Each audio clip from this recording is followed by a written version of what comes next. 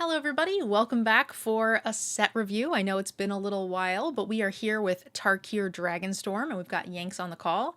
How you doing, Yanks? Good, it has been a while. What was the last one of these we did? I think we did Duskmorn. So Sounds we right. We we definitely missed did. like a supplemental set and Aether Drift. Drift. Yeah, sounds about right. Yeah, one of them I was traveling and one of them I didn't want to. Seems fair. But we're here for Tarkir, which originally was one of both of our favorite limited sets. So I think this is going to be a good one for us. Yeah, this is by leaps and bounds the set I'm most excited for this year. Like, Yeah. not close. Well, not me, but that's neither No, here nor I there. know not you. You have um, you have two that are on like a whatever is way above S tier sets that you're excited for. yes, two of my favorite.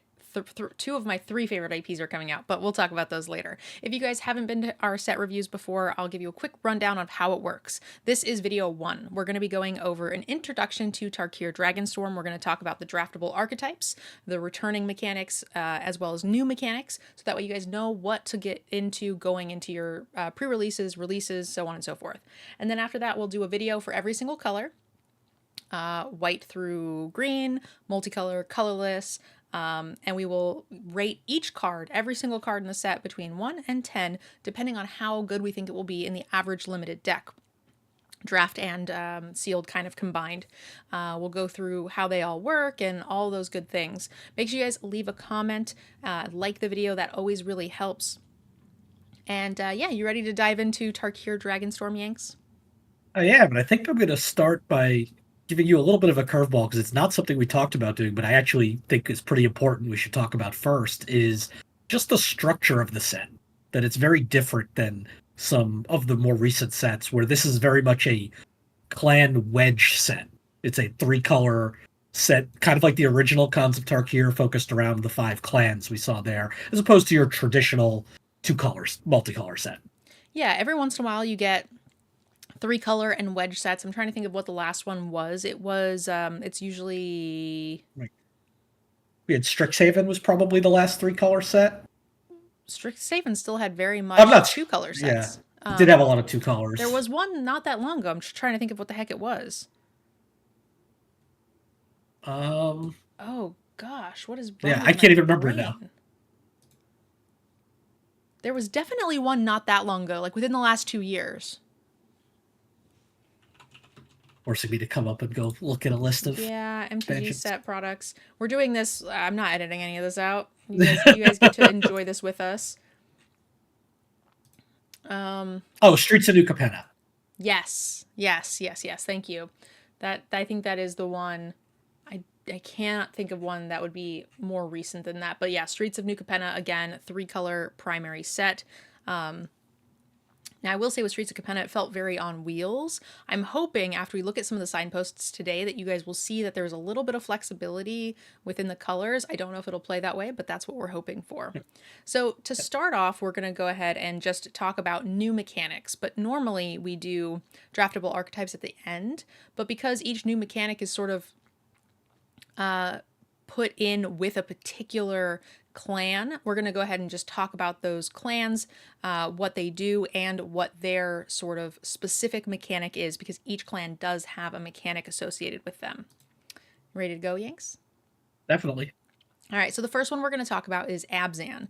Abzan cares a lot about +1/+1 counters, and it has the mechanic Endure. So we're going to take a look at the first card, Fortress Kin Guard, a 1/2 with whenever this creature enters, it endures 1, which is it gets a counter, or you create a soldier spirit, just a spirit. So my first thought was, isn't this the exact same thing as Fabricate? Because Fabricate, you put the counters on it, or you make X/1/1 servos. However, this is a little different because if this was Endurance 2, it would be you create a 2/2, which I think is the only significant difference between the two, if I'm not mistaken. It's the biggest difference. I mean, oftentimes the fact that Fabricate made artifacts could be relevant, or this time it doesn't. But yeah, I mean, for the most part, that's the big difference. It's that it's going bigger tokens instead of more tokens. Yeah. Which makes a lot of sense for Abzan because, Abzan rhinos, and it's known for not being the smallest, wedge archetype there is. So this particular card puts counters on itself or goes a little bit wider, and you'll see that that kind of doubles up as far as what you want to be doing in these colors can be either to put counters or to go wide with tokens. But the Abzan specifically is a little bit more interested in counters, and you have cards like the Stalwart Successor. It's a 3/2 with Menace that says whenever one or more counters are put onto a creature you control, if it's the first time counters have been put onto that creature this turn, you put a +1/+1, put an additional on that creature. So this is just kind of doing the same thing. This character very clearly in the Abzan getup as far as the art goes. So it's very much like a signpost uncommon, tells us exactly what Abzan wants to be doing, even though this isn't like a 3-color card. No, what's cool about that, and we'll see in a few other cards instances, that is, so the other clan that black and green are a part of is Sultai, right? Black, blue, green. And while Sultai isn't quite as obvious of a counter theme as you will see, a lot of the abilities in its renew theme, the mechanic we'll talk about in a little bit, involve putting counters on things. That is often one of the abilities, so that would also work with this card. Yeah, a lot of the cards do seem to lend themselves well to one specific thing, or you can see that's like sort of the goal, but also still very much works within other archetypes. But you'll see better examples of that in just a bit. Okay, Yeah, so the other kind of cool thing I think with Endure, and this is maybe only for kind of us a little bit older players that played when Cons of Tarkir first came out, is all of the clan mechanics. You're going to see kind of how they tied up into the original clan mechanics. Right, Abzan, you had Outlast, which was all about putting +1/+1 counters on things. You'll see that with the other ones, that they all kind of, as you might expect, fit the theme of the clan. yes, it's just kind of shown in a different way, which is interesting. And I'm glad they didn't just fall back to the old ones. And they really probably couldn't have because of, power creep and all. But it is interesting to see that they stayed true to the same clan designs. Let's go ahead and move on to the Jeskai. The Jeskai cares a lot about casting multiple spells per turn, which is very classically Jeskai, and their special ability is called Flurry. So we've got a 3/3 here that says whenever you cast your second spell each turn, this creature deals 2 damage to each opponent and you gain 2 life. So this is sort of an enabler, or this is sort of a payoff for casting all of those extra spells. It's a good little signpost creature, good, good rate. We're not going to rate them now. We'll rate them in the actual set review specifically, but like it is cool to see that you just have solid creatures that really benefit for doing what you want to be doing in these colors already anyway. Flurry is, just to get through some of the technical things, it's an ability word that basically lets you see then what it says after the card. It always means whenever you cast your second spell each turn, something happens. What happens will be different on every card. So in this case, it's deal 2, drain 2, a little mini lightning helix. Other times it could be put counter on thing, draw, discard, all sorts of different types of things. Yes, it is just the thing that triggers once the second spell is cast. We had we get this type of ability all the time. There was one like when a creature enters, was it in Capenna, I think? Called when a creature entered, you did something. Yeah, it was on the Naya, the Cabaretti Yeah.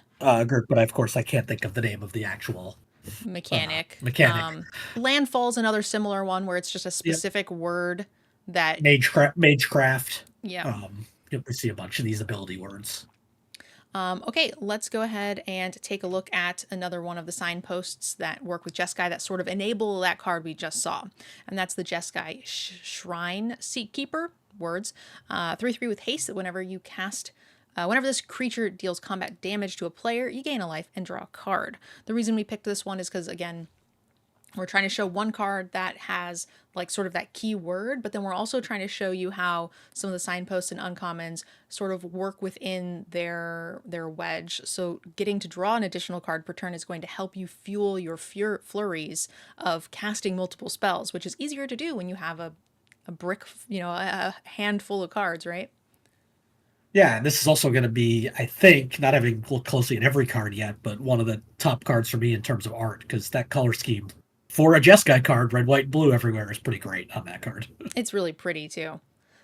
Just all around A+. All right, next up we've got Sultai. Activated abilities from the graveyard. which is normally what Sultai wants to be doing. Again, very much a return from what we saw in the original Tarkir.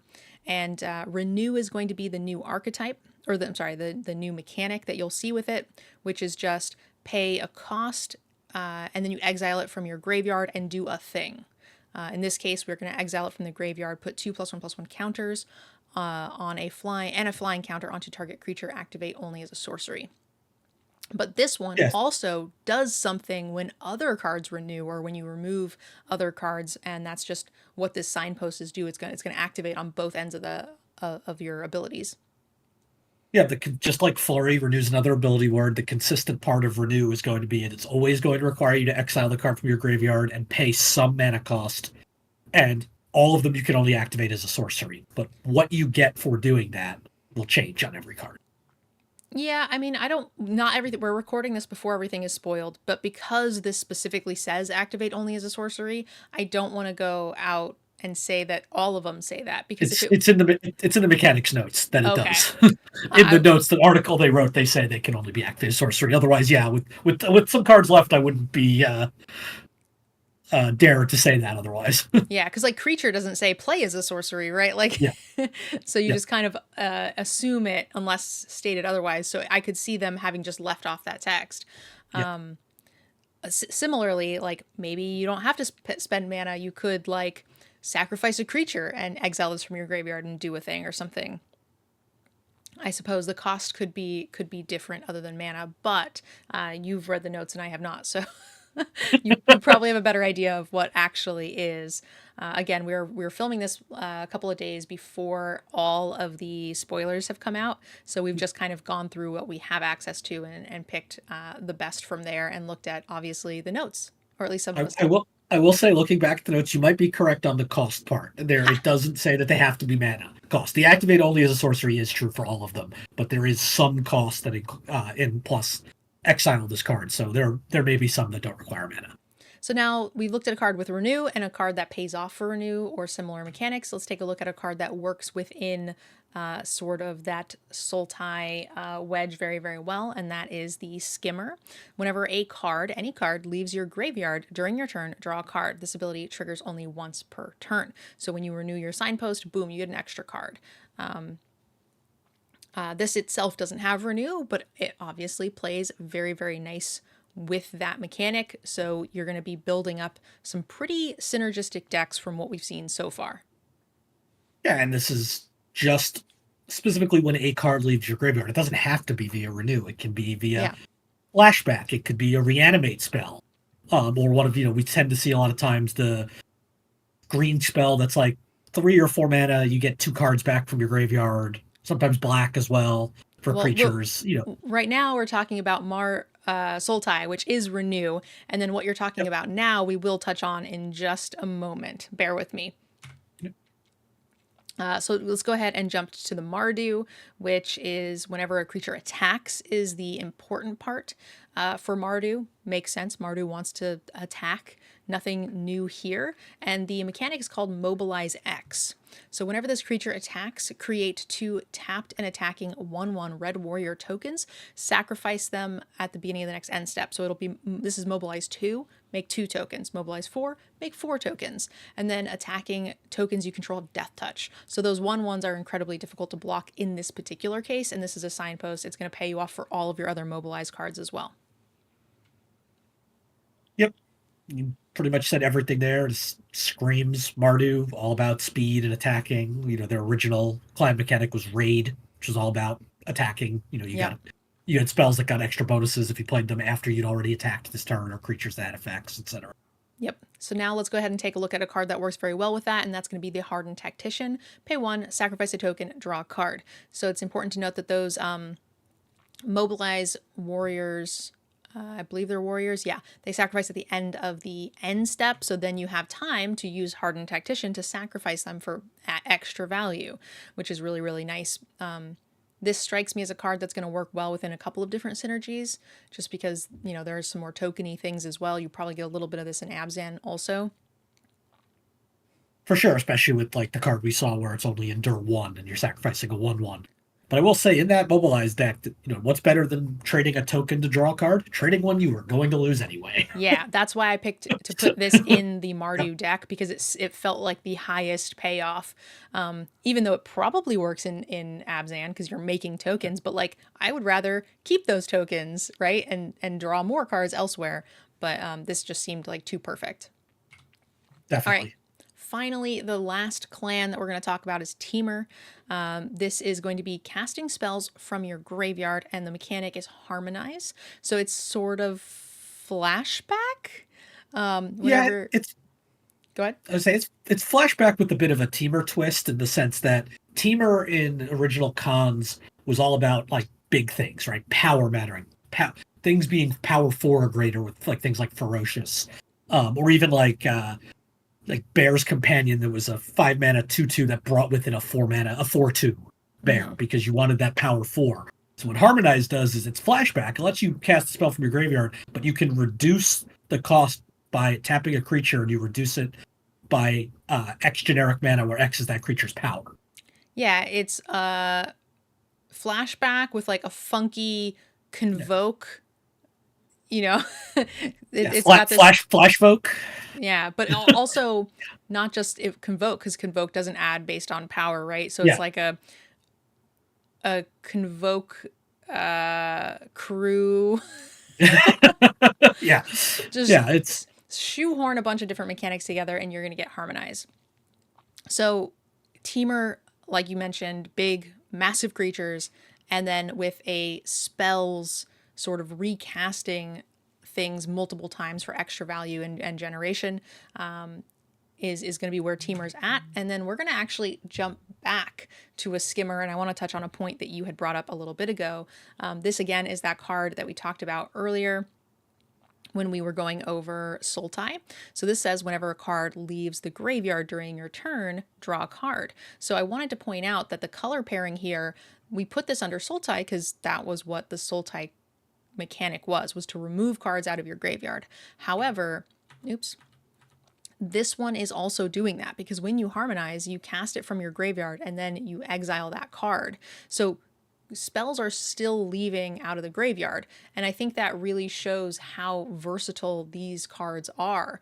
Cards like Skimmer that fits so well in both of the clans that share its color pairing. And I think that is a fantastically well designed set. it's Or a it leads what I think to can be a good set. yeah. It had to be kind of a complicated but also fun puzzle for design to solve because you've got first you got to come up with your 5 clan mechanics and their archetypes, and then like how do you make okay you got to make blue green cards that work with Teamer and with Sultai, but you've also got to make blue red cards that work with Teamer again and with Jeskai, and it's trying to make sure that the mechanics have enough kind of not necessarily overlap, but cards that can support both things that still manage to feel like those colors. Yeah, and then also I think that it's an unrealistic expectation for every card to be this Of course. perfect. So you're gonna get this weird mesh of cards like this just being incredibly highly draftable, but you might get some other signpost cards that are very, very good in like Mardu, but then you don't see it being picked up as much for Jeskai. So they're just like left alone because the card doesn't share the synergy in the same way that this one does. So I think that might lead to some archetypes being harder to draft than others because of those shared cards. And I think this card is a good example of something that's going to be incredibly difficult to come by. Yeah, I think the ones that are going to be that were probably, I would think, the trickiest for them to make well were the color pairs that don't match up well in terms of speed. Like, Teamer and Sultai both are typically going for longer games. Like, you're trying to cast big things in Teamer. Sultai's a very grindy archetype. So I can see how you could find cards that fit those two archetypes well. It can be a little trickier with, say, like Mardu and Abzan, where one is playing for the long game and one is trying to go as fast as possible. Yep, that makes a ton of sense. So that is the 5 different clans, again, similar to the same abilities we saw in previous Tarkir, for those of you guys who are, really old like us. Yeah. But it is not the end of our new mechanics, because we do, like I said, we get that one mechanic that's brand new per clan, but we also have a handful of other ones that you will see us misplay on Decked Out because we played our game before the article came out that explained how this worked. I mean, So what are you talking about? This is just an adventure. yeah, so we're going to talk about omens next. This is a creature split instant or sorcery, I assume, across the board that looks a lot like an adventure. So an omen, this one in particular is a sorcery speed. You can cast it. You can cast Charring Bite at sorcery speed. If you do that, it shuffles into your library. Correct, and only if it resolves, And just only if it like an resolves. adventure would. Like an adventure would go into exile. This Uh, time it gets shuffled back into your library. or you But if can it's play it as a countered or creature. fizzled, yes, or you can just play the creature. But if it's countered or fizzled, it doesn't go back in your library. It goes into your graveyard, Yes. like it would Well, otherwise. because the going and being shuffled is part of the resolution of the spell. So Correct. that yeah, Yep. that the flavory text there is helpful enough for that. But you bet your ass you're going to see us play this as a freaking adventure on Decked Out next week. Because we filmed this like 3 or 4 weeks ago and didn't know how it worked.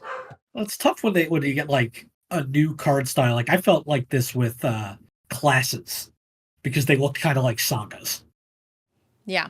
I mean, they clearly weren't. They work very differently, but just it's the only time you had ever seen that card design. So in your head, it just automatically zooms to adventure in this case, or saga in that case. I like this less than adventure. I'm a huge adventure fan. This feels eh. It is interesting that we will not deck ourselves in limited if we have two of these, Sure. assuming that you have targets for it. But like, I don't know, that's just a weird fringe, probably not super relevant thing. But yeah. So here's Omen, a weird mechanic. Please just bring back adventure. It's better. Interesting. I don't know. At first look, I kind of like it a little better than adventure because I thought adventures got too good. Like there was just too much card advantage there. Here you get the modality of adventures without the guaranteed card advantage. That's fair. I would say I liked it when the adventures, at least especially in drafts, right? I agree with you in like the heavy hitting like constructed ones, but in Yeah, drafts a lot of them were like both sides were so bad you needed it. Like it was like make a food sure. and make a vanilla 1/3, and that didn't feel bad. Oh, definitely. I like that they're trying this slightly differently, and I think it lets them potentially maybe put more standalone options on each side. Yeah, I feel like I agree with you. The adventures got too high powered. I would like them to be watered down a little bit on the top end. And this is a good way to balance that where you can have those powerful things without it getting too crazy. Okay, next up we have Behold a Dragon. So it's just Yeah, as an additional cost to cast the spell, you may behold a dragon. You may choose a dragon you control or reveal one from your hand, which is actually a thing we've seen before. I just don't think it actually had a name. correct. We saw this in Dragons of Tarkir. Was I think the first time we saw it on cards like Silumgar Scorn, where it was like counter unless you pay one, but if you reveal a dragon or choose a dragon that you control, it's just counter target spell. There was also Um, one that I think did like you reveal a dragon and it deals 3 damage, and then if you reveal a dragon, it'll yep, deal like up to its power or something, which is just like it changed it a little. yep, So this yeah. is something I We expect to see a fair amount because this is Dragon Storm something. yep, So yeah. I I mean, expect to it's see not new. dragons. We'll note that it is not always a may. There are some that's a requirement. Yeah, and it Um, it always lets you do the ones on the battlefield. So then if yep, you have dragons, then you're a lot less punished. You don't need to hold one or whatever, unless it yeah, dies. true. Um, Although I guess usually it's a cost, not not a trigger or not a resolution. So you always have it as they Yeah, can't kill it in assuming they don't response, kill for it before example. you play your card. I mean, Yeah, yeah. I just meant they can't kill it in response for yeah. it to do anything. That is it for new mechanics. So the final thing we want to go over is just a quick little note of returning mechanics. There's not a ton that are crazy, but we wanted to just make note of them. There is these monocolor hybrid, so you can pay teamer or you can pay colorless. Gives you some flexibility and limited building. So you can build this in like Sultai or whatever and not have to worry about splashing blue. But also it means that you these cards are not dead if you just don't find your red source, right? You can actually just, even if you're in Teamer, you're a little bit more flexible, and I think that's going to make for better games overall in a 3-color set. So I'm excited to see how this plays out. Yeah, I think we first saw these cards. I want to say it was Shadow Moor. It was definitely Lorwyn Block, but I think it was Shadow Moor. Most probably well known as like Spectral Procession, which was triple white or 2/2/2, same kind of hybrid. Um, but yeah, I think this is just an interesting design. We haven't seen it used too often, so I'm happy to see it. All right, moving on, we've got Decayed. This is creature can't block, and when it attacks, you sacrifice it at the beginning of combat. So And end of combat. What did I say? At the beginning of combat? Beginning of combat. That makes no sense. Nope. They knew what I meant. So you gotta say a little something wrong so that way you get comments that are engagement, so that way more people will see your video. But if you correct me, then we don't get the comments. Sorry, I screwed the algorithm. It's part of the plan, Yanks. It's not part of the plan at all. So this is typically on zombies. You don't actually... Is this the first time we're really seeing it printed on a card straight up? I believe so. I believe we only ever saw it as... Tokens, right? Zombie tokens in Innistrad... Midnight Hunt, whatever. They're all the same. Midnight Hunt. The one where blue-black was the best set by a mile. Best archetype. Yeah. In the wolf set. Yes. The zombies were best in the wolf set, yeah. Yeah, the wolves were best in the vampire set. Yep. Yep. Yeah, so it's just an interesting mechanic to make note of. We've only really seen it once. Commander players will be a little bit more familiar with it just because it comes up a bit more. But if you weren't playing in that one particular set, you won't know how this works. However, it's, I think, only on this one Mythic Idiot. So if you're not drafting, 50 drafts, there's a reasonable chance you just never see it anyway.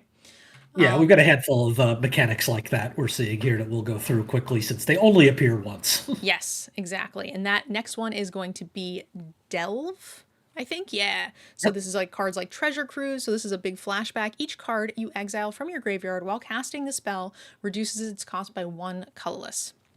So you have a 6/6 flying lifelinker if you want to pay 3 and Delve 2. Well, this doesn't have Delve.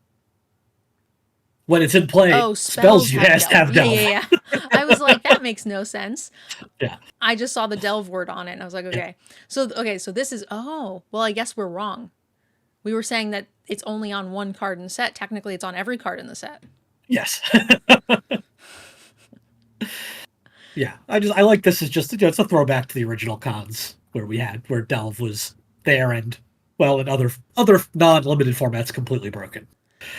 Yeah, call back or shout out to our special bird as well, right? Whatever his name is. The Kishla Skimmer is going to draw a lot of cards. Yeah. Delve 1 card every time. Sure. All right, next up we've got Landfall. This is one we almost didn't put on our notable list because it's at this point getting pretty regular. It's a catch-all word that says whenever a land enters the battlefield, do something. In this case, it's going to be create a 4/4 red dragon creature token with flying. That seems pretty good.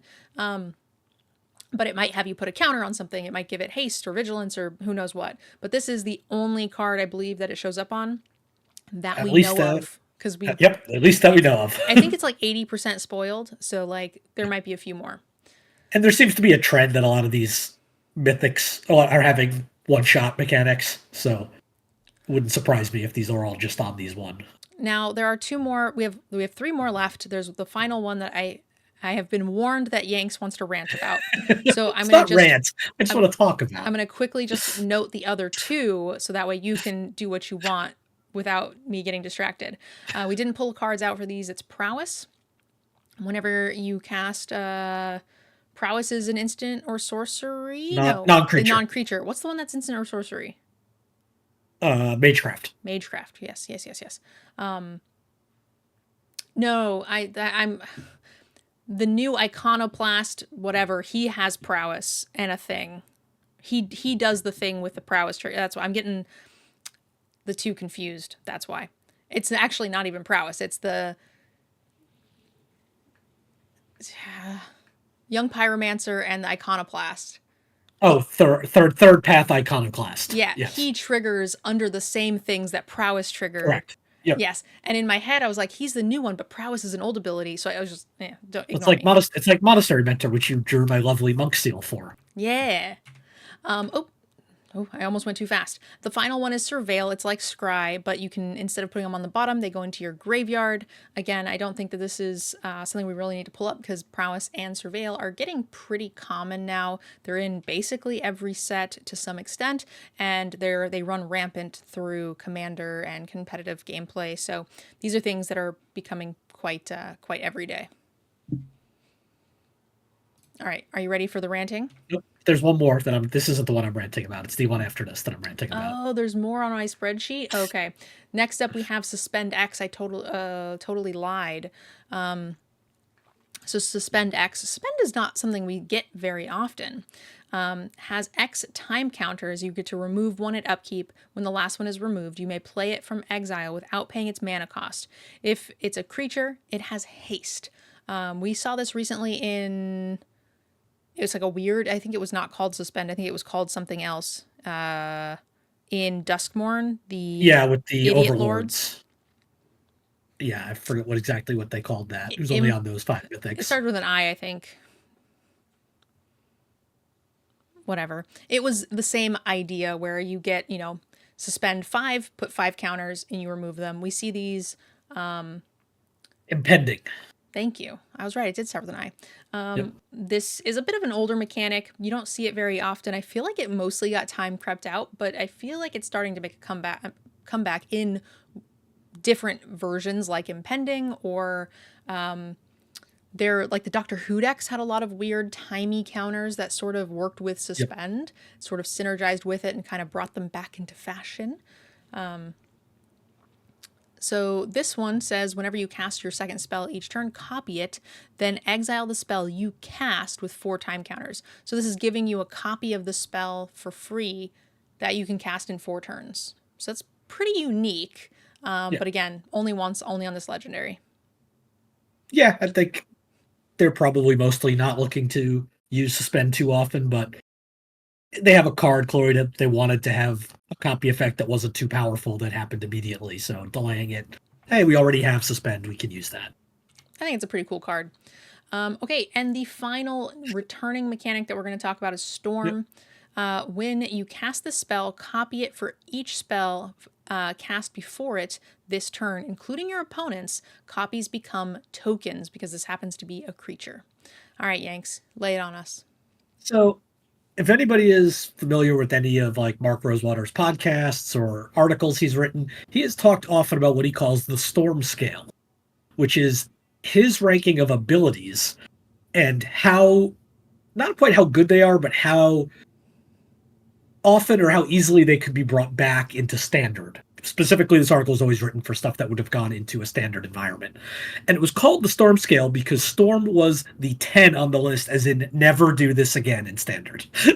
Because every time they tried it a couple times, and even on very small effects like Grape Shot, 3 mana, deal 1, it's still broken. Yet, here it is. Of agony. Tendrils, exactly. Great. You need 10 drills to kill them. It's hilarious. The original Dragonstorm itself card that spawned a whole deck. So I guess here, we've got a set called Dragonstorm. They named the card Storm Scale, as in the Storm Scale, just kind of to poke fun at him, I think. He's even said that in Blogatog, that this was just R&D making fun of him, why they named it that way. So I don't know. I guess it's kind of one of those things you say never about things coming back. Obviously, it's only on 1 card. It's on a 6 mana spell, which makes it harder to get too broken. But hey, people find a way to generate insane amounts of mana in other formats. I'm sure there'll be Commander decks that'll find a way to cast this for Storm equals 30. Oh, absolutely. There's a lot of treasure generation. We saw one of the signpost cards makes a treasure we were looking at earlier. I don't think it made the cut in today's episode, but yeah, I think this will still be really cool. And it counts your opponent's stuff. So you go to combat and your opponent's like, haha, remove your creature. And you're like, haha, post-combat, make an extra dragon. I mean, I was literally just playing Vintage Cube earlier today, and my deck was just entirely Underworld Breach, Lion's Eye Diamond, and Brain Freeze, and mill you out with 1 million Brain Freeze copies. Like, that sounds awful. It was fun. I won on turn 3. All right. Well, that is the end of our welcome to Tarkir Dragonstorm. Our next video will be going over every single white card and giving it a rating between 1 and 10. As far as power level, help you guys get ready for your pre-release and releases. Again, this is the return of the YouTube channel. I will be back here on YouTube full-time once my dogs stop barking. And I'm hoping you guys will stick around. Please don't forget to like and comment because that helps a ton. I really do appreciate it. We have some big videos planned, and I will see you guys tomorrow for some set reviews. Thanks for joining us, Yanks. Hemmy was just heard the YouTube channel is coming back. He was excited. Yeah, actually, it was Guinevere. I do want to ask, what archetype are you most excited for? Ooh, I think in original cons it was probably Abzan that I played the most and liked the best, so I'm going to stick with that for now. I was an Abzan girly as well. I played a lot of Teamer just because it was always open, so and I enjoyed it, but I'm an Abzan girly at heart. Teamer was very underdrafted the first time around. You could get very late Savage Knuckleblades. I got like 3 one game. I had like pick 7 or 3rd Savage Knuckleblade. All right, and I'm just hoping this too. The one that came in and made a 4/4. Yeah, Bear's Companion. Yeah. Like nobody took them. You can get them. I'm just kind of hoping this format is like the original one in a sense that where I could like spend pack 1 just picking like 9 dual lands and then draft anything I wanted in the last 2 packs. Yeah.